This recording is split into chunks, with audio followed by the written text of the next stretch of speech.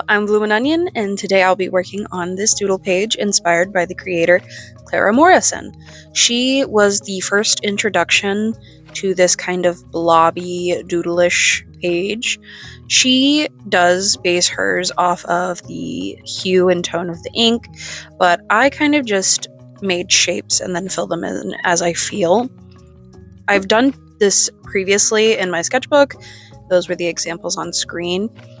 For those pages, I used highlighter, and they were actually two separate pages that I made go together, and they each flip out individually to show the backs so that I could kind of get the shape in the cloud experience where I'm like, oh, this part looks like a moose, or this part looks like a worm, or really just kind of signify whatever objects I feel like I saw in the shapes while still getting the full doodle process out, because I do want to focus more on just filling it up in an abstract way and not really trying to see specific items or objects or creatures in the blobs, which you could totally do that with this.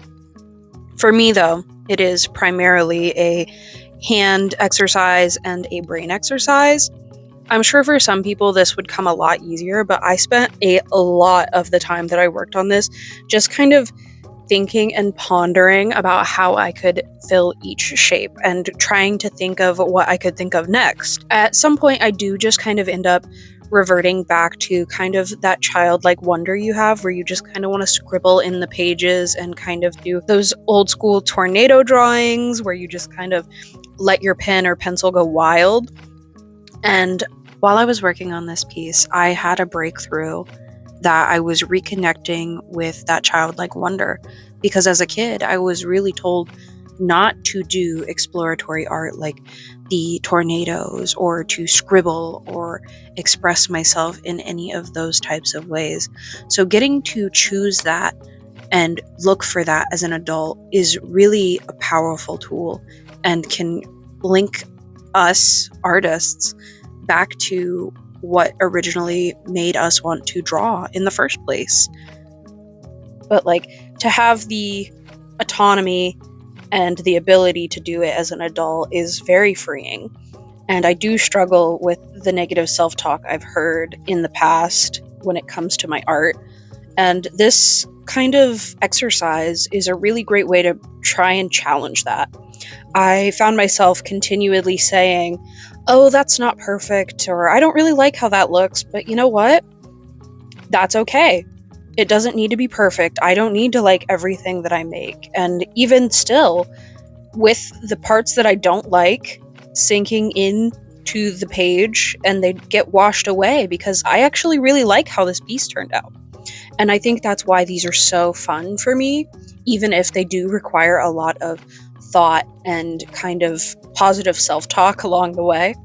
I just feel like they have such a beautiful outcome. Like when you look at the final piece, you're like, wow, that is a lot of different elements that shouldn't necessarily work together, that come together anyway and manage to look interesting.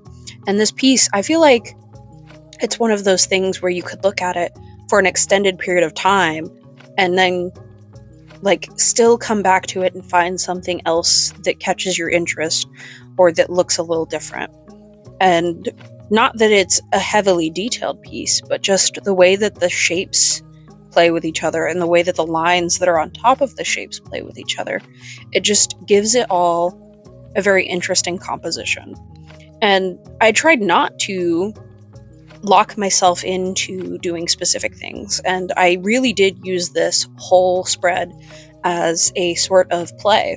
And really, that's what art should be.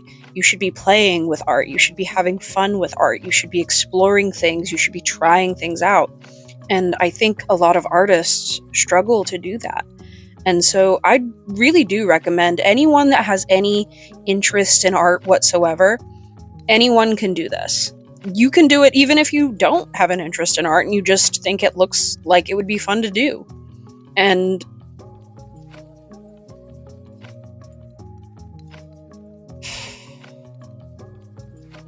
And the way that the color in the background works, you can use so many different supplies. Like I said, in the first ones I did, I used highlighter. In this one, I used an alcohol marker. You could use acrylic paint, you could use watercolor.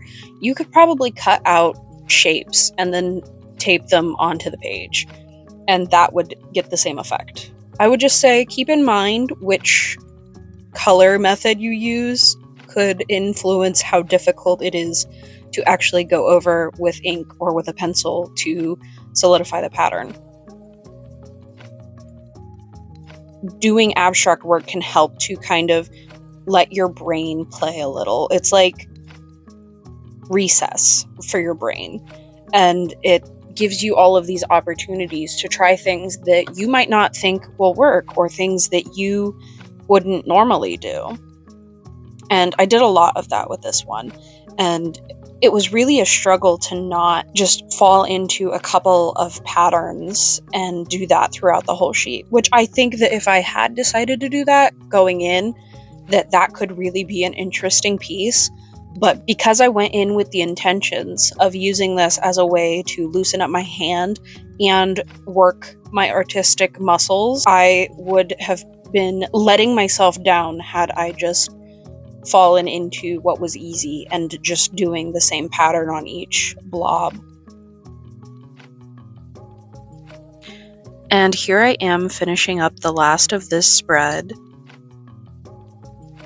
And I'll finally show you all of the work that I've put into this 2-page spread. And I'm so happy with it. I will show you a couple different orientations of the page. Like I said, you can really view it from any angle, and it changes the piece entirely. I've been Blumin-Onion, and I'll smell you later. Thanks for watching to the end of the video.